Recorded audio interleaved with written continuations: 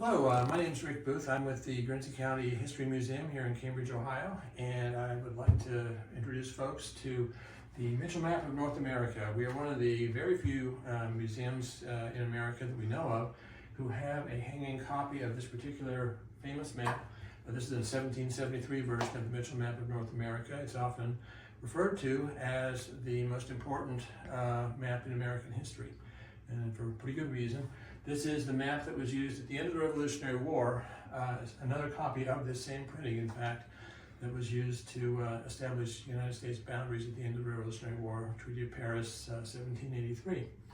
The history of this particular map and its creation was that it started to be created around 1750. It was between 1750 and 55, and a man by the name of John Mitchell, who was an American, was over in England, and the Earl of Halifax got to know him and actually commissioned him to use a lot of smaller maps of colonies and various areas throughout North America to come up with a composite map of the entire place. The Earl of Halifax was a member of the Board of Trade, and the point was to try to educate the folks in England, especially the politicians, that America was very important and they ought to hold on to it. The French were trying to claim a lot of the area between the Appalachian Mountains and the Mississippi.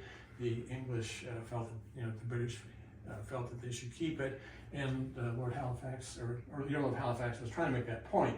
So on this particular map, when they finally released it in 1755, which is actually just after the 1754 start of the French and Indian War, it had a lot of snarky little comments on it about how the English have a better right to the territory than the French did. There's a bunch of stuff about what Indian tribes have surrendered their claims to the land or have gone into subjection to the British, and pretty much they're saying that the French have been either falsely claiming to have claims to the land, or that they're been cheating. Anyhow, it's kind of fun to read the snarky little comments. The map's pretty accurate over here on the East Coast. The farther west you go, it gets less accurate. You can find our area of Ohio. Up in here, you can see the Muskingum River and a couple of Indian towns that we know where they were. Actually, they're in Coshocton County. And the Ohio River is vaguely drawn there. It's not terribly accurate. We've got the Mississippi all the way out here. Anyhow, the French and Indian War came and went. The cartouche over there on the map says it's the map of the French and British dominions in North America, and they didn't change it to say it was the British colonies until 1775.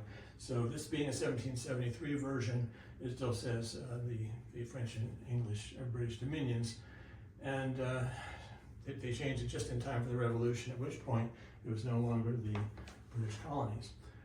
This map also did cause in a sense, had something to do with the famous Toledo War that Ohio had between Toledo and Michigan. Of course, nobody was killed in that war, but it was a boundary dispute having to do with thinking that the bottom of Lake Michigan was way up, sort of toward the northwestern tip of Lake Erie, but in fact it was lower, and it had to do with why there was disputed claims over who owned Toledo, and Ohio finally got it.